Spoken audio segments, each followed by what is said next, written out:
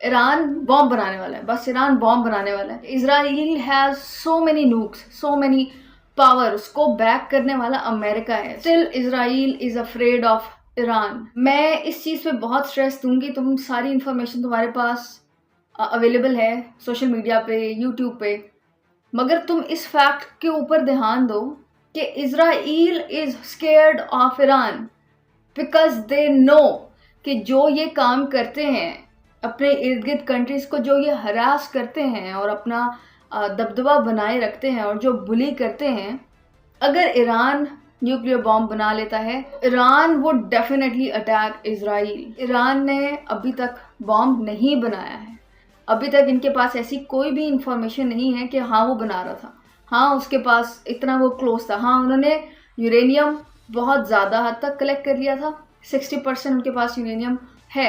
मगर इसका मतलब ये नहीं है कि आप उसको अटैक करोगे।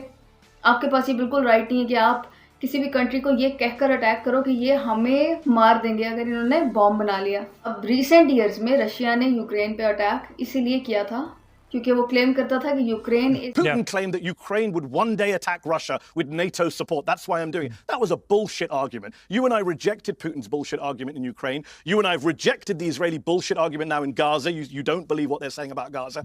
I don't know why you're believing them on this when you were rightly calling out the bullshit from the UK and the US in 2003 over Iraq. Saddam Hussein was not an imminent threat, and Iran was not an imminent threat, and Israel attacked them illegally last week while there were nuclear negotiations going on. Piers, one last point.